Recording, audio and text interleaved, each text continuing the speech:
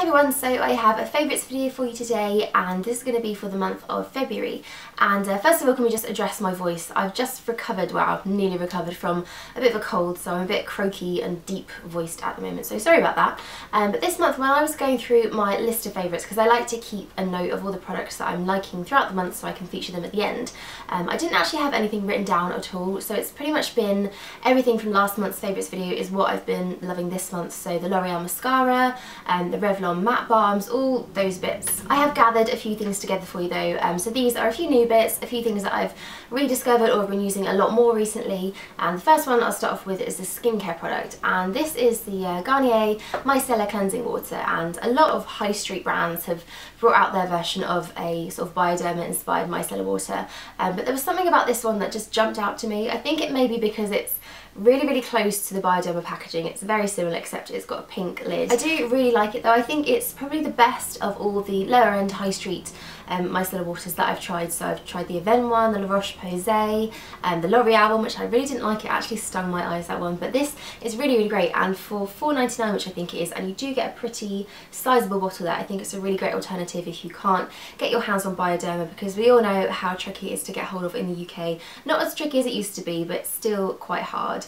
It is brilliant at taking makeup off though. I've been using it mainly before my kind of main cleanser to take off the bulk of my makeup beforehand, and it's really good. I think it also is really good at taking off mascara and eye makeup as well. Maybe not 100% as good as the Bioderma one, because sometimes, even though all my makeup looks like it's completely gone, when I wake up it can be, you know, under my eyes a little bit, just a few little black stains, but apart from that it's a really brilliant product. Now, I think I mentioned in last month's favourites video that my skin has been going through a really dry phase. It's not necessarily dehydrated deep down, but there's a lot of dry flaky patches on the surface, and although I've been trying to incorporate exfoliators and things into my routine, there's nothing that's really fixed it. So I decided to go back to using my Hardie cleansing balm, and I still think this is probably the best cleanser I've ever tried or ever probably will try, but I kind of go through phases of trying different things, using different cleansers, but whenever I come back to this, there's just something about it that leaves my skin so plumped and nourished, and I really think it has its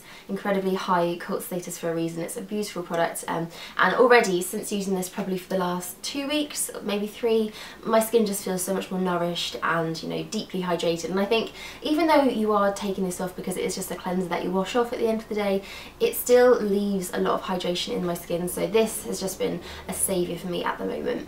I've also been getting really back into the Origins GinZing eye cream, and I used to use this religiously back in the day, but then I bought the Bobbi brown hydrating eye cream and that kind of took over as my favourite, but I ran out of that recently, so I got back into using this one, and especially in the mornings, which is when I mainly use it the most, it gives a really nice brightened look around your eyes. Not anything compared to what a concealer would do, but it has these slight kind of illuminating pigments in it which just helps to kind of balance out any darkness around there, and it's really quite moisturising and hydrating too. Not so much that it makes your concealer slip around or come off throughout the day, but it's just a really lovely eye cream to use in the morning. And the whole Origins GinZing range is beautiful, especially their moisturiser, which I'm not using at the moment just because it's not rich enough for me, but in the summer I'll definitely go back to that one. Now, I've been so lazy with my hair this month. I've barely picked up a heat tool, maybe a hairdryer a couple of times. I've been letting it dry naturally, just not really doing a whole lot to it, but I've kind of been liking just the sort of messy natural texture of my hair, which is kind of like straight but a little bit wavy.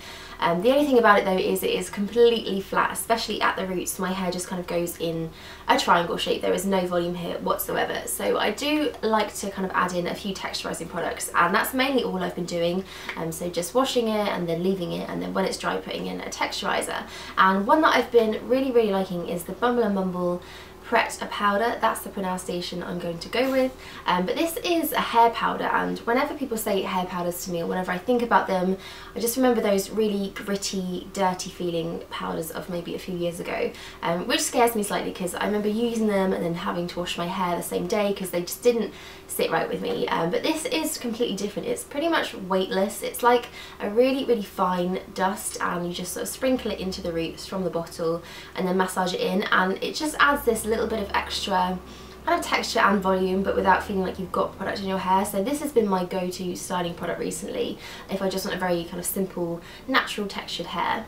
Now this one does also claim to be a dry shampoo. It's equal parts dry shampoo, style extender and volume in a pinch, and as far as that goes, I'm not sure if it's, you know, quite as good as the likes of Batiste and dry shampoos like that, but it is nice for sort of second day hair when you don't have a great deal of oil to absorb. You just want something that's slightly refreshing, and again it just makes it feel weightless. It's not like spraying a really heavy dry shampoo in which you can always feel throughout the day. So yeah, this one has been probably one of my go-to hair products of the month. I only have two makeup favourites this month. The first one is a new product that I've just discovered, and the second one is sort of an old favourite that I've rediscovered. So the first one is the Bourjois CC Cream, and a CC cream and BB cream is more of a marketing ploy than anything nowadays, I think. So when I saw this I was a bit like, not another one, why are they bringing out something that's been so overdone? But so many people were actually saying good things about it, that they really like the way it looks, so I decided to give it a go, and I think it's brilliant. I think it's a really, really great base product. Bourjois can do no wrong when it comes to foundations. All their formulas, so Happy Light and Healthy Mix, all of those are just brilliant, and this is another really, really good one. So it says it has 3 pigments for colour correction, apricot for anti-fatigue, green for anti-redness and white for anti-dark spots. And as far as things like redness and dark spots go, I don't really suffer from those, so I'm not sure how well it does actually correct them.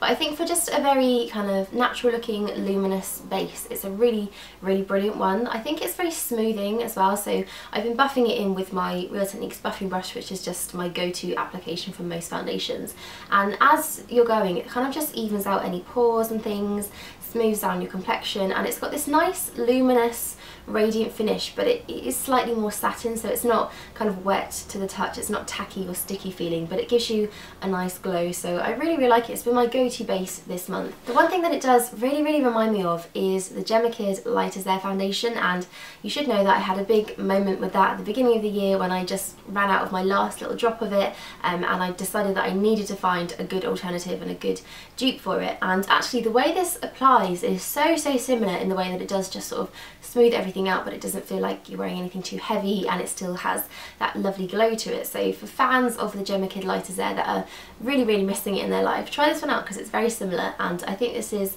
under £10, so it's, you know, not too expensive. So the product that I've actually rediscovered this month is the Clarins Bronzing Duo, and this poor thing is so bruised and battered, it's got dents in it, I've hit pan in a few places, but I decided to start using it again. I think it was when I was filming my makeup collection video, which I'll link below if you want to go and see that I actually rediscovered it and decided to start using it again.